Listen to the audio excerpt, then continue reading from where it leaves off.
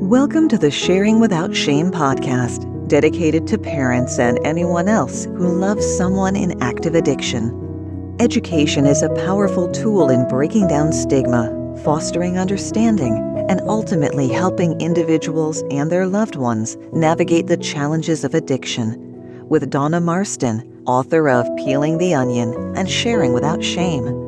So take a deep breath and grab some tissues as we uncover the stories of love, courage, and unwavering support in the face of adversity, as Donna and her guests share their stories without shame. Because when we share our stories without shame, we inspire others to do the same.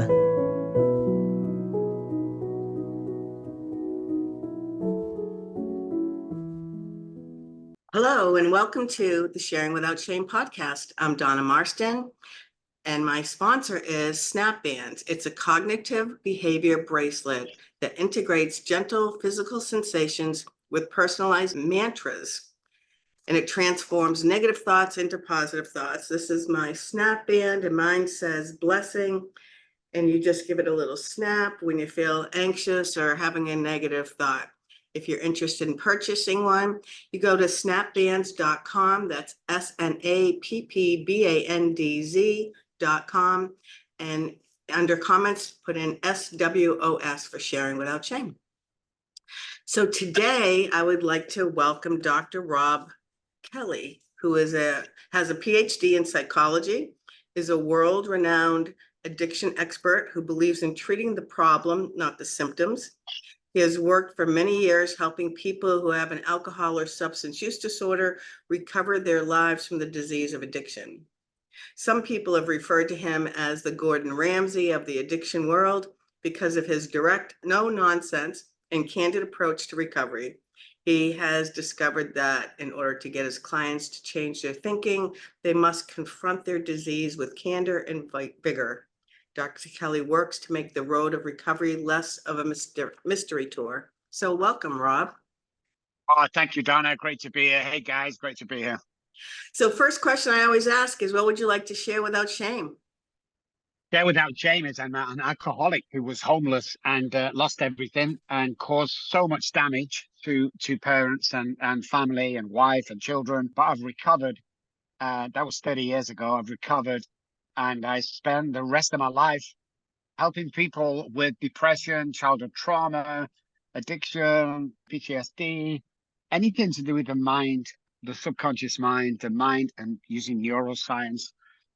And that's it. I think it's. I used to be shameful about that, Donna, about mentioning my past and mentioning the homelessness and the loss of children and stuff like that. But I've found as life goes on, and the more people I work with over 30 years with about 8,500 patients, that it becomes a great asset for me to identify with that. Well, I love that you share that you were homeless, because look at you today with a PhD in psychology. So you're truly a miracle. Look what you've accomplished. And that's what this podcast is all about, is to bring hope to people who are sick and suffering, or the parents who love someone who's sick and suffering. That's it. That's why we do it. You'll never find me on a podcast promoting my stuff, promoting my websites, books, and no, go find them.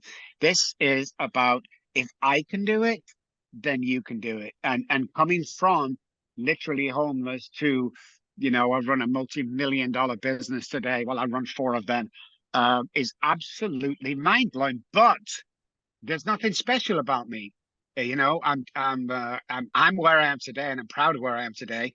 And I just want to share with everybody, though, no matter what you're going through, there always a way out. You can permanently recover unless you've got brain damage from anything that you're going through pertaining to the mind, especially to the neural pathways in the brain. So one of the things, this is one of my theories, and I don't know, you might believe it, you might not. I have come to the conclusion that a lot of people who have a substance use or an alcohol use disorder are empaths. They're highly sensitive people, and life can be really hard for them. And so they don't know how to manage their emotions. So they use a substance to suppress it, that feeling of hurt, and not being worthy, all that type of thing. Can you speak on that at all? Or what do Yeah, you think of I that mean, theory? yeah, I love that for drug addiction. It's spot on. It's true. Alcoholics are different because they're born. Drug addicts are made. There's a predisposition with alcoholism, which we can get into later. But yeah, definitely, we've tied childhood trauma to addiction, and we've tied lack of serotonin to addiction. So when we look at childhood trauma as a whole, people think, oh, it's a car crash, it's mom and dad divorcing. When we go in to the real childhood trauma, you can connect that with every feeling, Donna, that you've just said. And what happens is the subconscious mind becomes self-sabotaging. So that everything we do going forward, if we have the addicted personality, will end in some kind of addiction, which is self-sabotaging.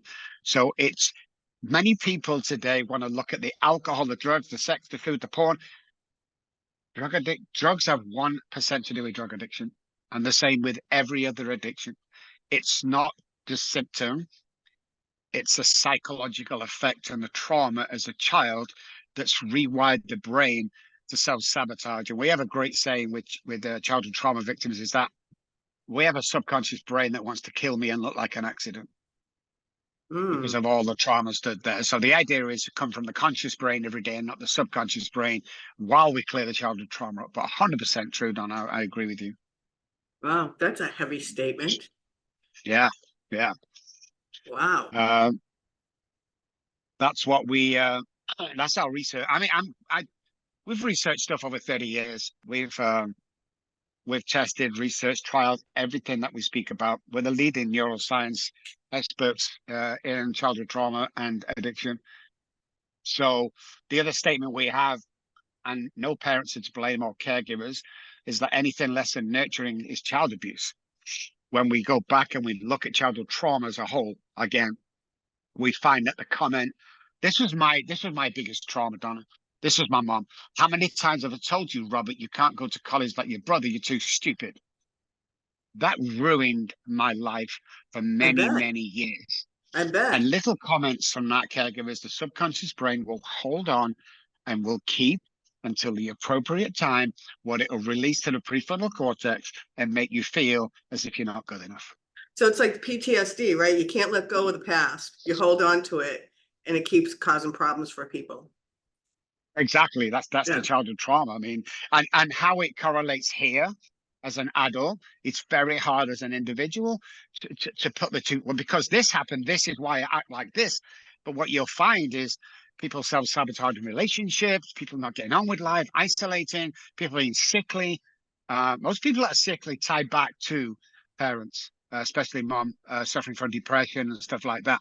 So yeah, it's very interesting how we can tie that, because everyone thinks if we could just stop taking the drugs or the alcohol, if we could just stop doing the cake or the porn, everything will be okay. And that's not the case.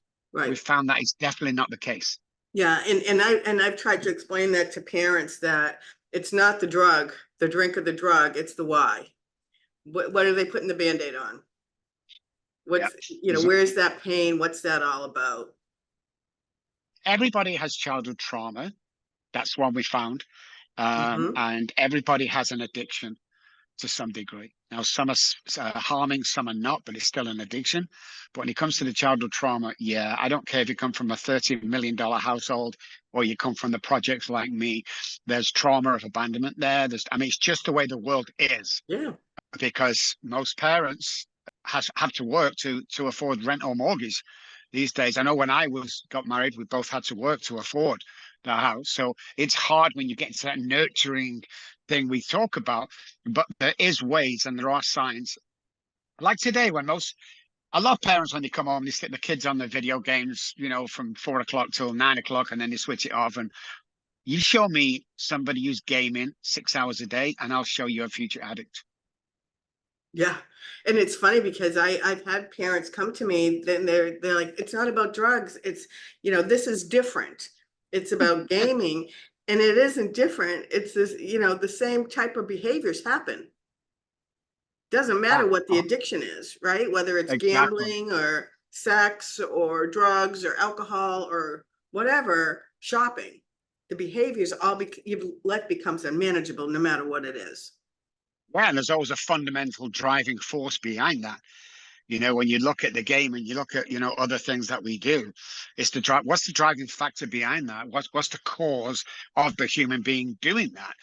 And you can always trace it back. And again, coming away from alcoholism, which is different category, every other addiction has the same traits, has the same driving force.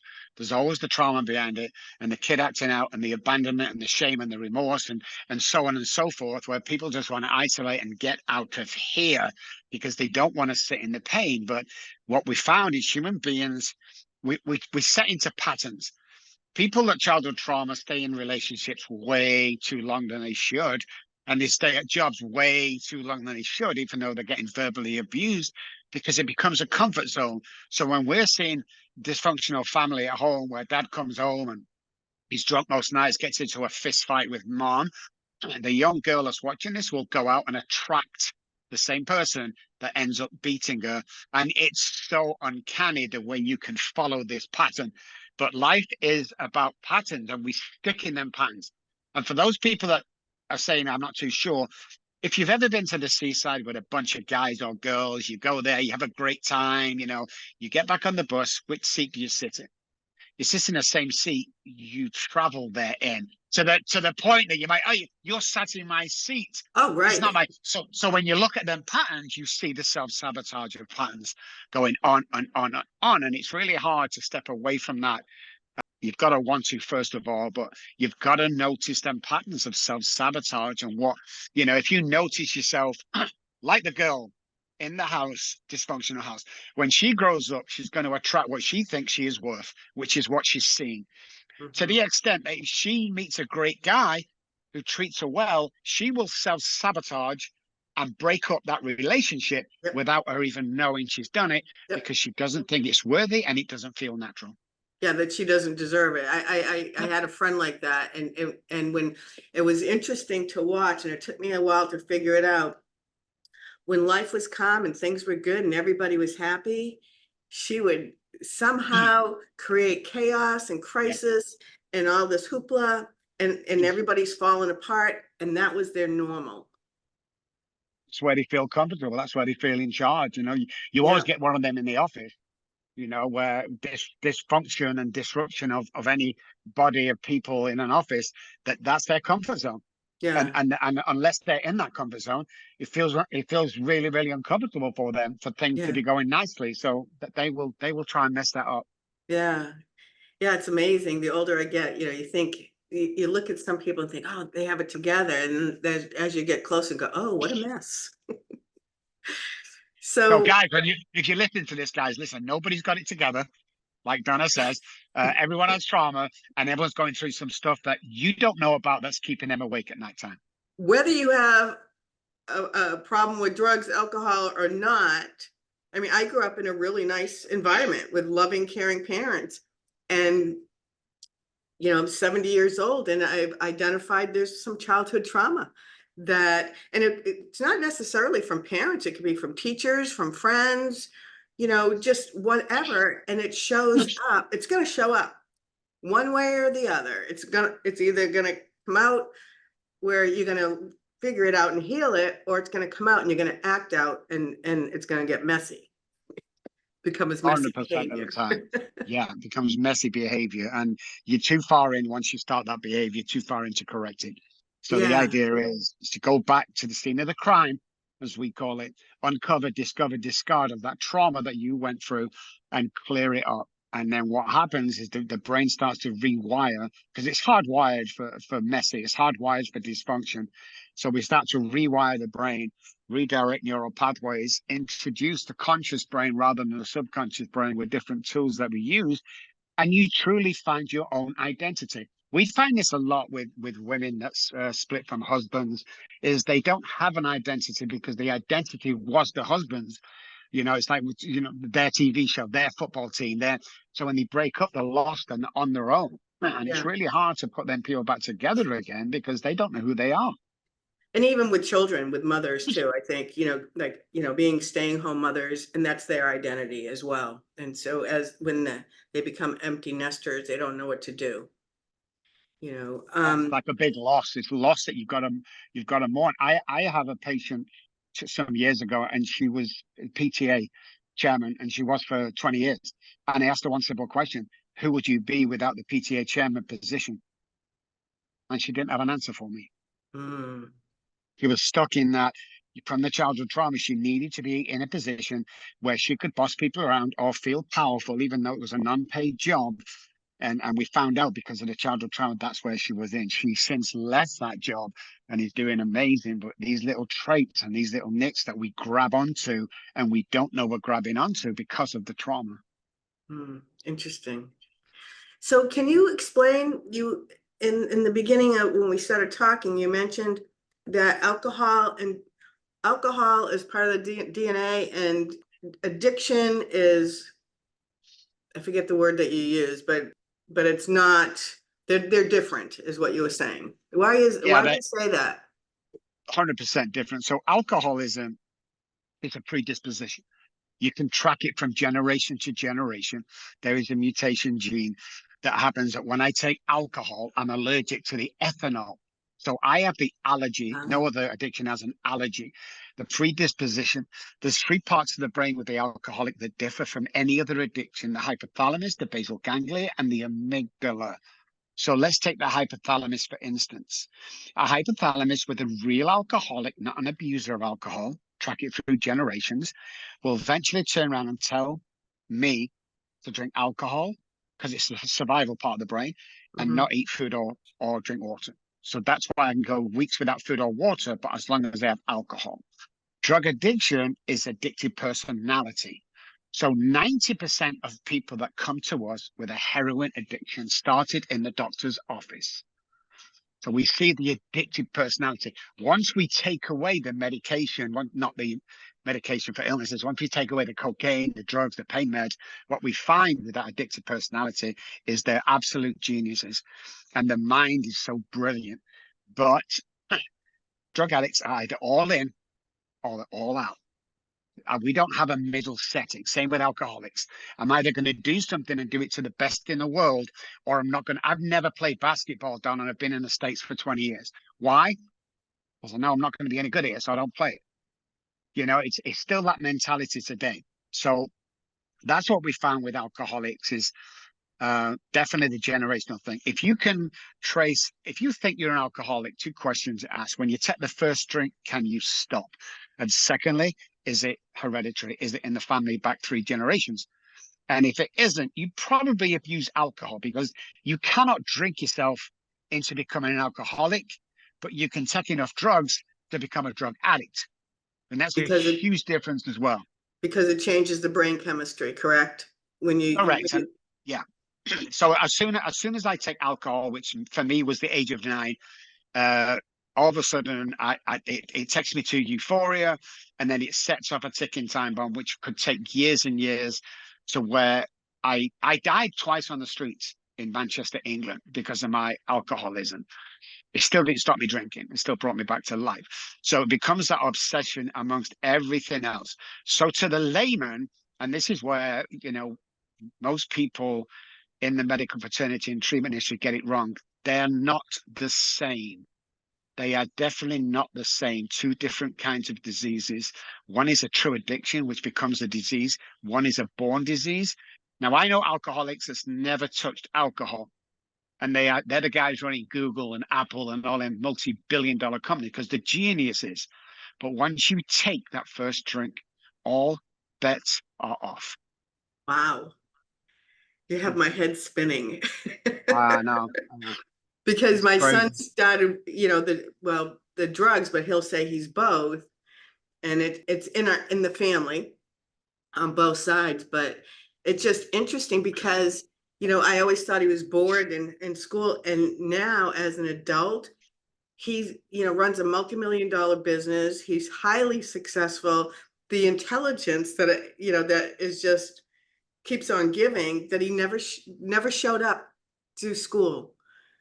So that's really interesting what you just said. Thank you for that. And then when we look at the geniuses in school, most people that's put back a year are geniuses. Most people at the back of the class clowning around, they're geniuses. What happens is they become bored with the curriculum at school. So they're the one throwing stuff around and, they get told off and sent to the back of the class. So they're the geniuses, and I think education as a whole, and this is not my forte, guys, so don't quote me on this, is kind of dumbed down a little bit. So where the smart kids get bored real quick. And what do smart kids who get bored do?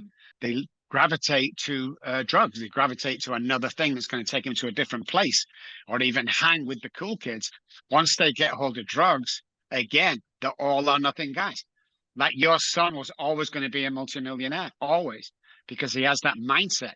Now, he had two ways to go. He could have carried on drinking and using and died, or he could get his shit together and become a genius like he always was. And it's shown time and time and time again about the traits of really successful people. Now, whatever success looks like, I mean, for me, it was getting my children back 2 years ago.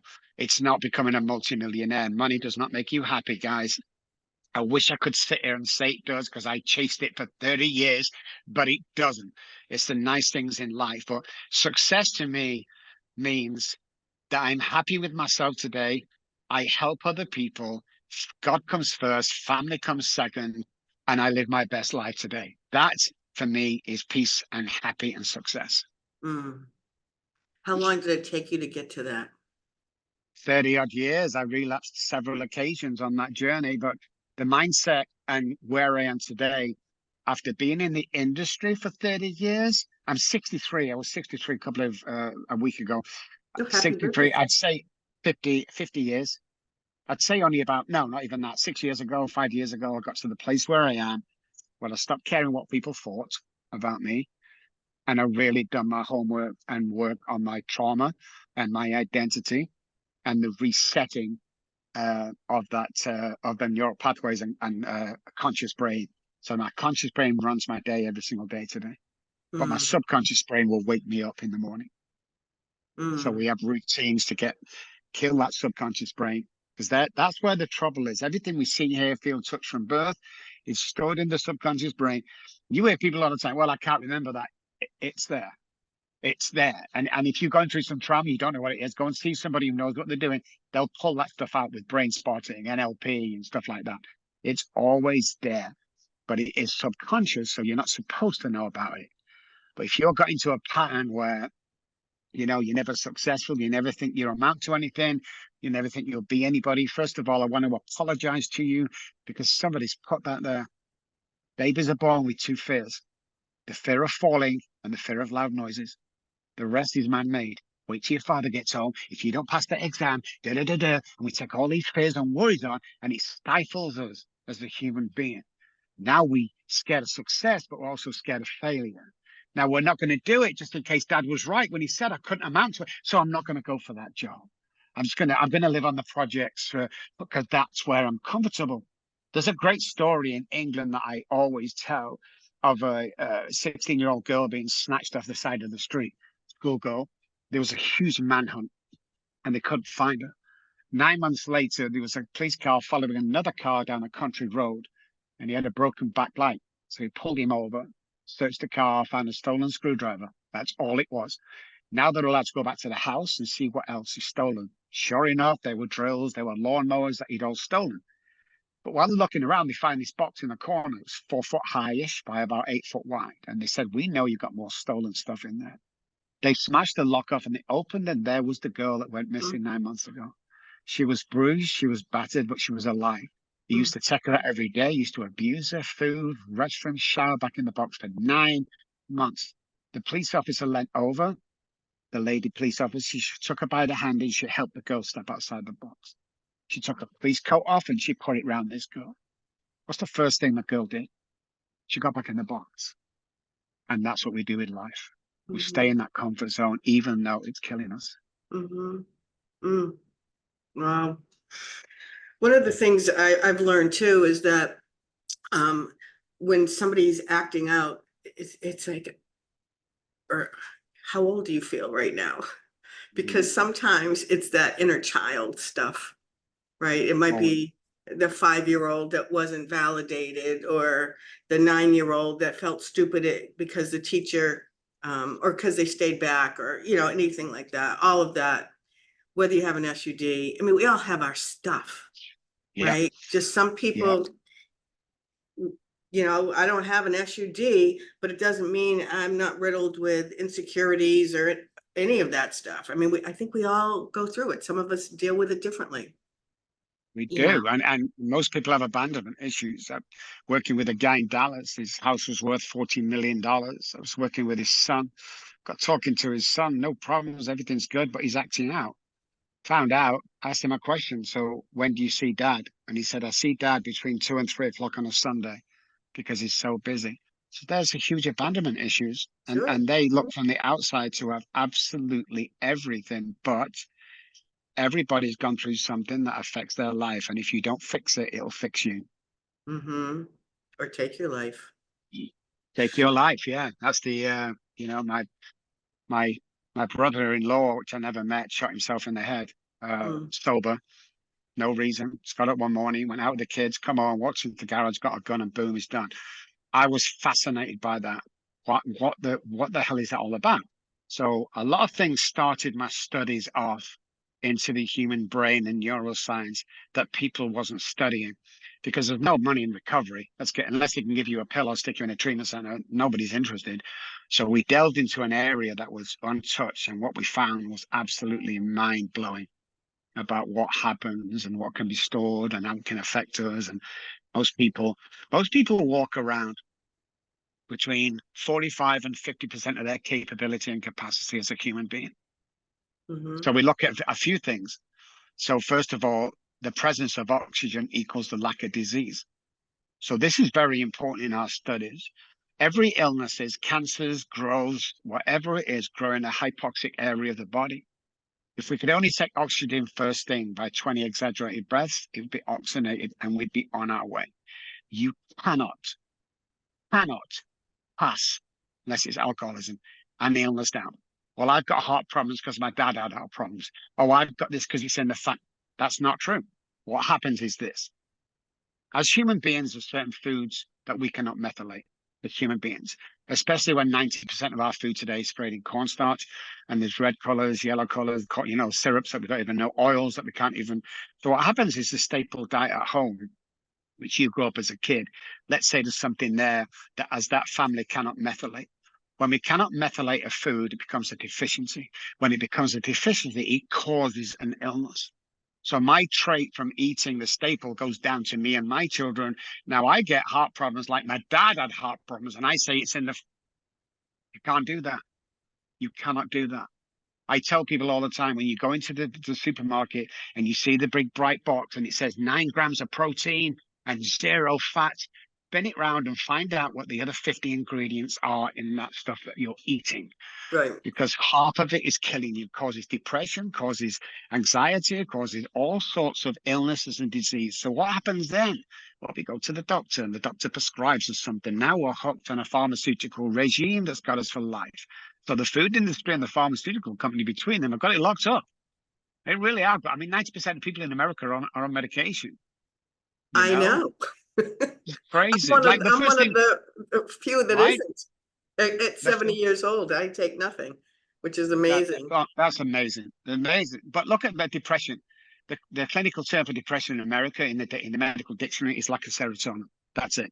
So I'm depressed. I say to my wife, I'm depressed. She takes me to the doctor. He gives me an SSRI, which is a false serotonin.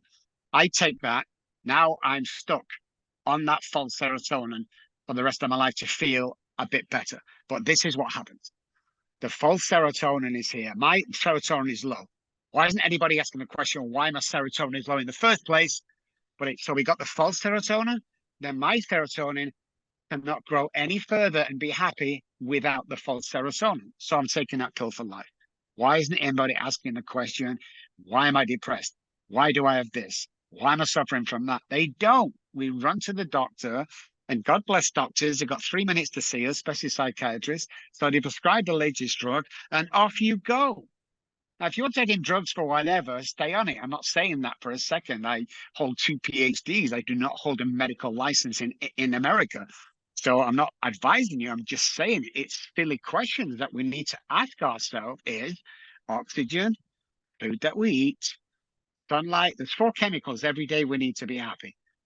Dopamine, oxytocin, serotonin, and endorphins. 4 chemicals. There's exercises and stuff you can do to create them 4 chemicals. But 2 of them chemicals, dopamine and serotonin, are made in the gut. So if we're eating McDonald's every day, how the hell can you be 100% happy every day? Because you're not producing that chemical because we're eating crap. So Mhm. all sorts of neuroscience and research we've gone into. And we work with movie stars. We work with all the guys that are anybody. We also work with people like me, working class people. But what we found is you can change and rewire brains. You can change central nervous systems. You can change behaviors, and you can completely do a 180 with your life, so you perform at 100%. Mhm. Yeah. We're the only company in the world, Don, only company has a 97% success rate and offers a money back guarantee if you relapse or get depressed again whilst following our program. 30 years, 8,500 patients, never refunded anybody yet, because Well, we need to know what we're doing. when I was running family support groups, a lot of the parents were taking sleeping pills, and I got them because I never did stuff like that when I was going through this stuff with my son, and I always meditated. I would listen to like brainwave therapy that would just put you into out of body or just very peaceful place.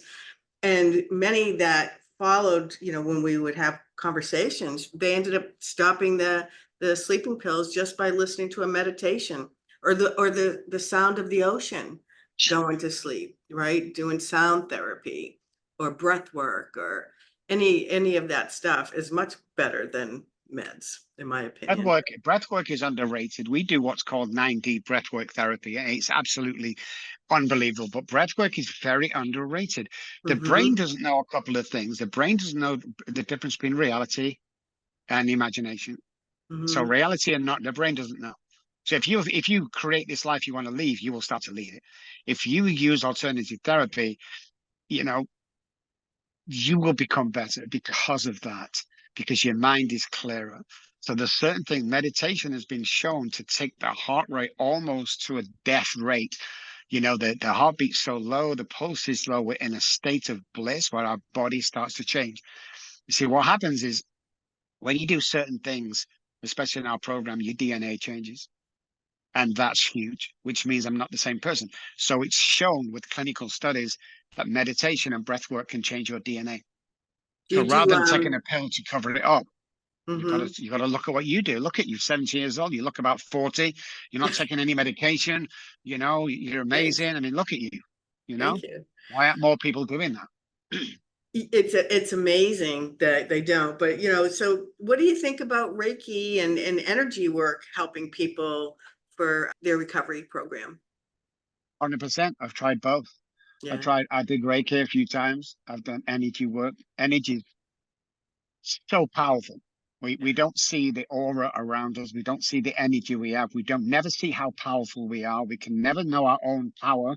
And all this starts to reveal because again, if the mind and the brain doesn't know the difference between reality and false, then what is reality? Reality is created by our internal dialogue and thought patterns.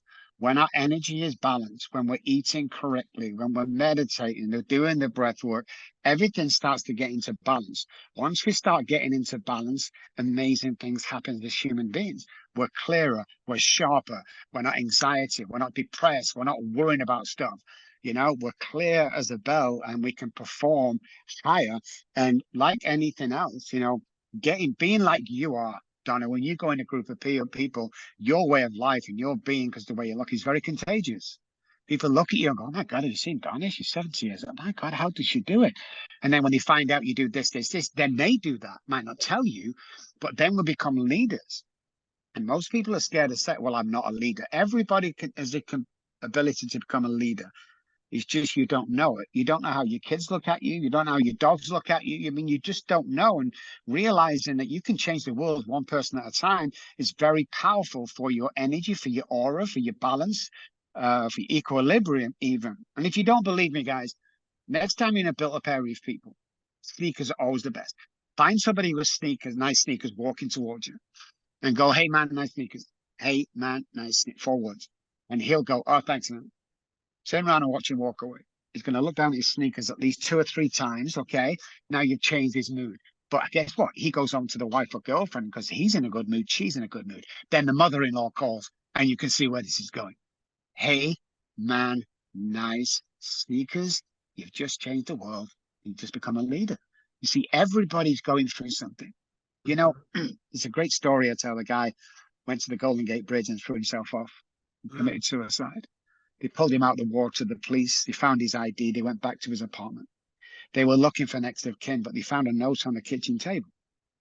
And it read, I'm going to walk to the Golden Gate Bridge. I'm going to throw myself off and commit suicide, unless, in capitals, somebody smiles at me, says hello, acknowledges me on the way there. In that case, I will stop, turn around, and try again.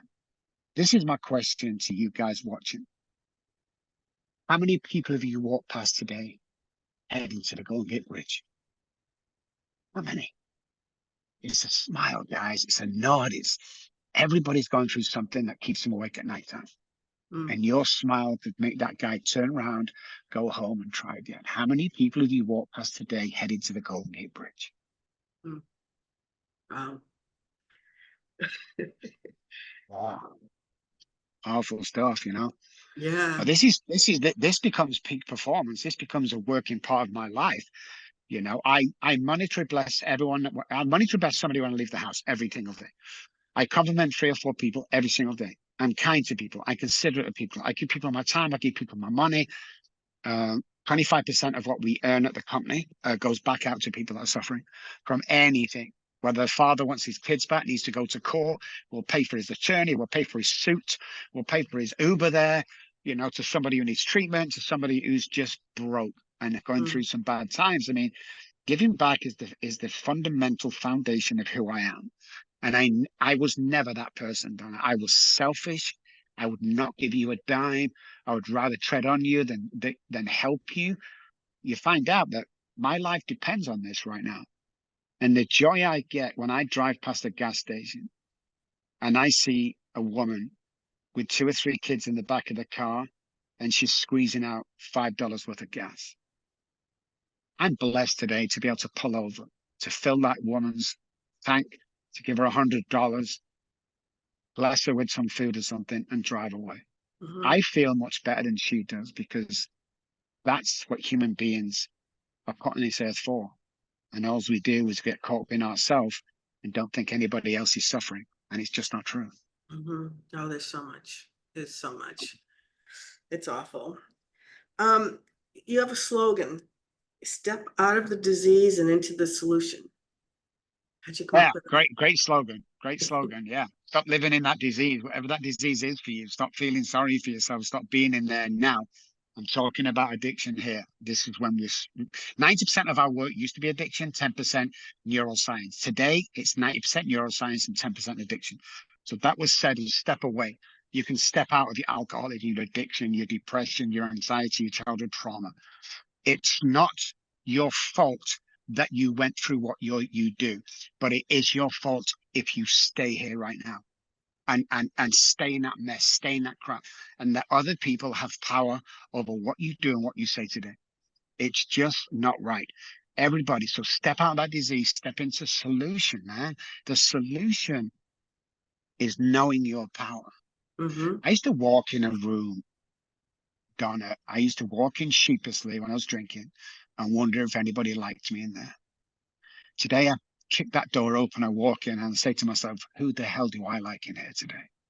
It's that confidence, that leadership, that solution, stepping in.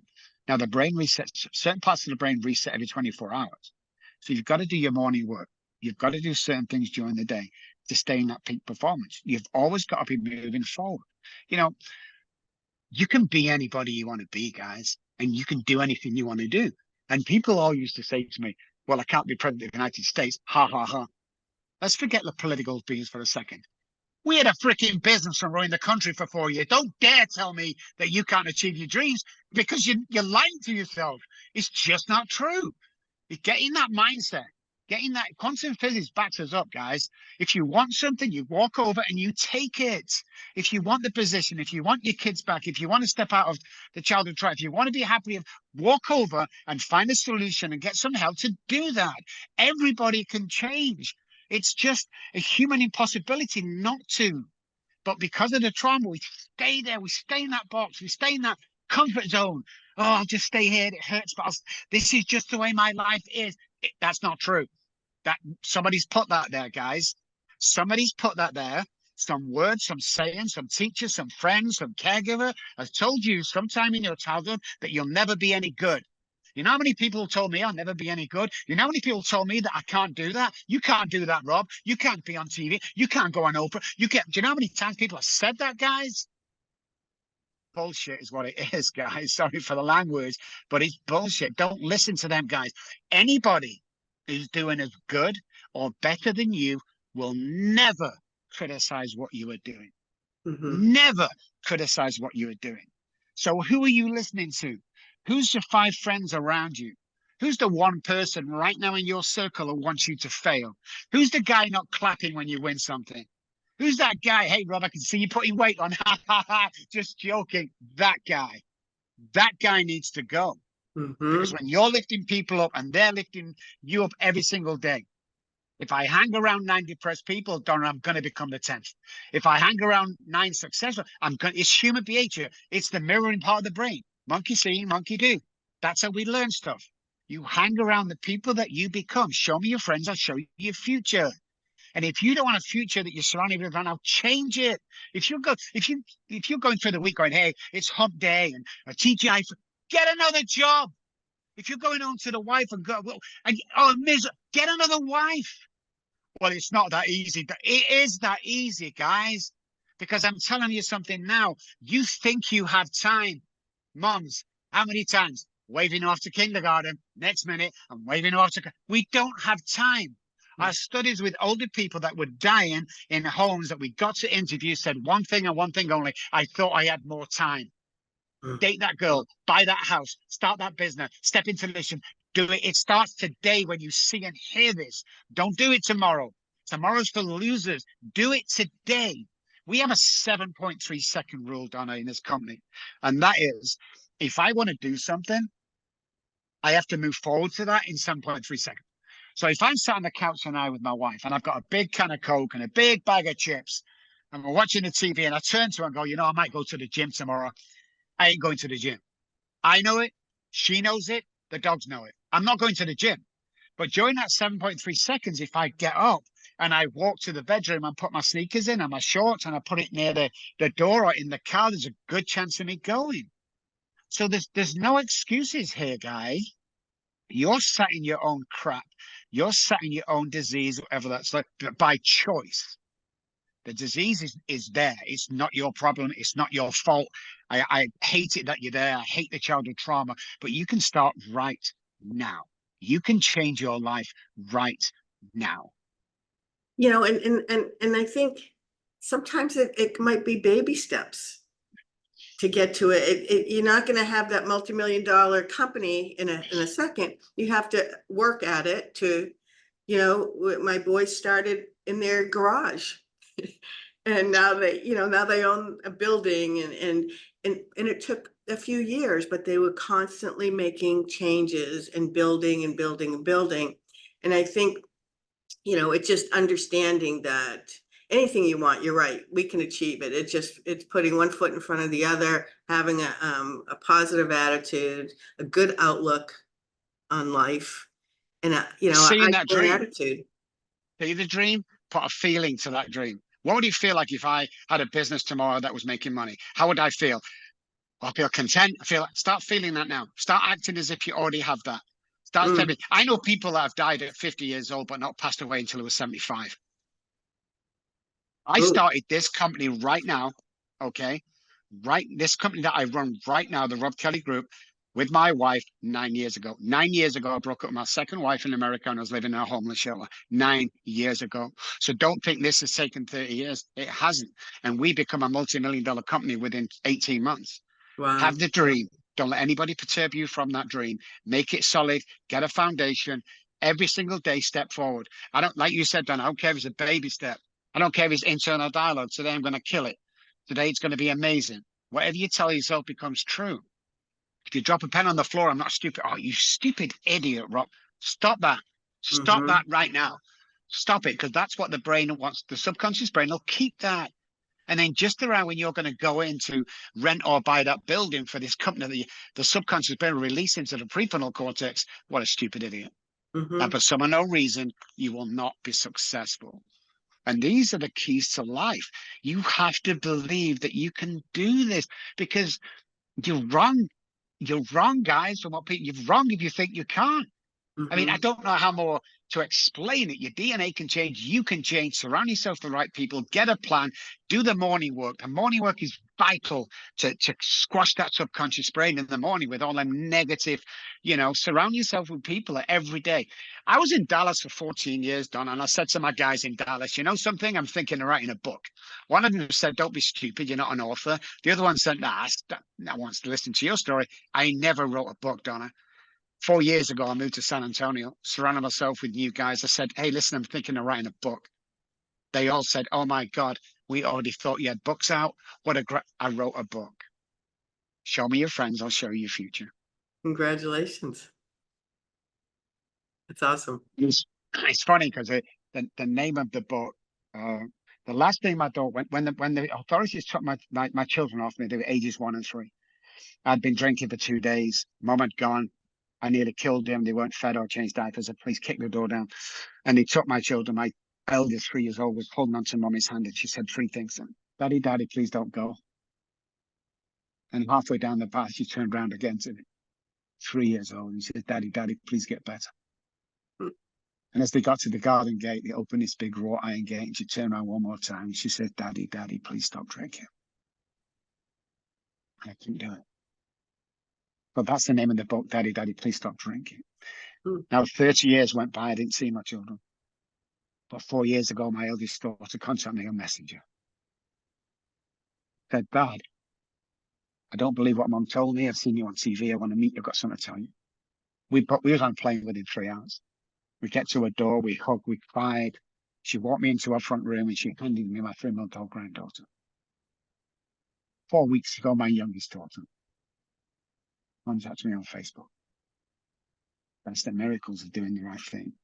That's the miracles of knowing quite well when you're doing the right thing, whether you believe in God, Uncle Jimmy, universe, somebody up there, some power, some energy is going to make sure you get everything back that you lost, with one rule: I've got to work with other people and make sure. And the curriculum I have right now is crazy. Forget the degrees in the school. Homelessness, beaten up, kids taken off me, stabbed my wife 3 times one night because she won't let me finish my bottle of vodka. Mm. Check, check, check, check, check. Because people come today and go, "What do you know, Dr. Robbie? I've seen the big house. I've seen your car you drive. I've seen the watches you have. I've seen, what do you know about being a homeless?" Check. Losing your kids? Check. And they're absolutely aghast when they go, "You've been through all of this?" "Yeah, I have. And I know a way out." So when Mm. I say it's going to be okay, you've got to believe it's going to be okay. And that connection with one human being to another, the authenticity of 2 people on the same wavelength, is more powerful than any drug on the world. Mm-hmm. Yeah, absolutely. Wow. So you had me cry. um, how do people get in touch with you?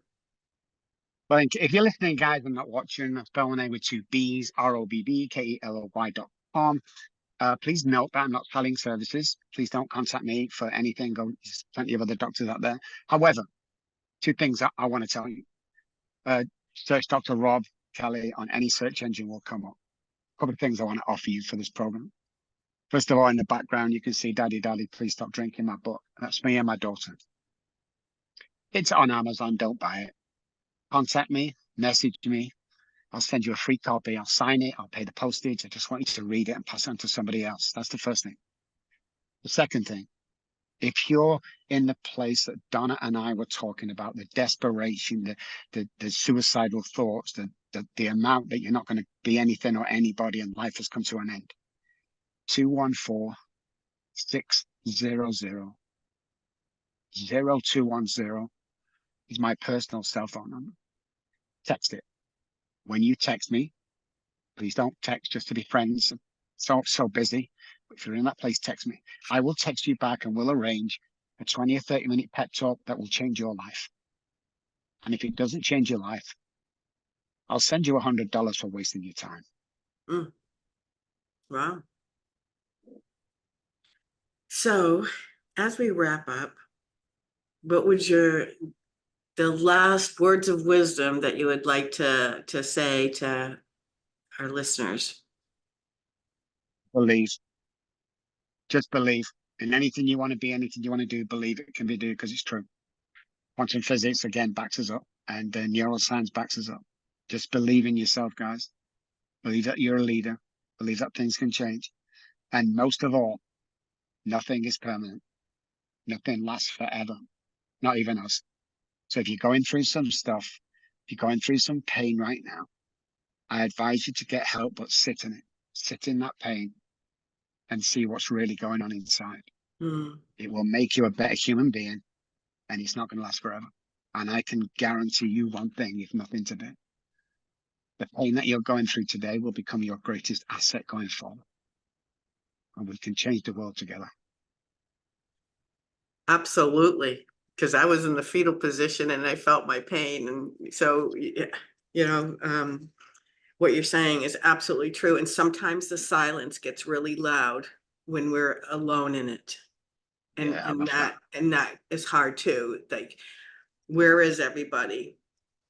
And then, you kind of crawl out, or for me, I unfolded out of the fetal position, and it was one breath at a time.